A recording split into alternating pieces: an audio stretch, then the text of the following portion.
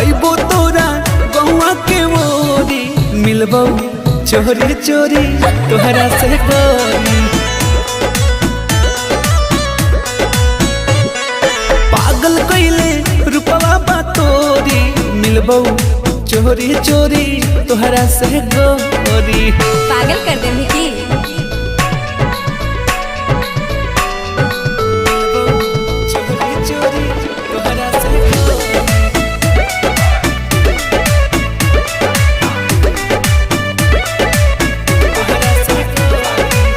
जान हो मिलान होई आज यही शाम के।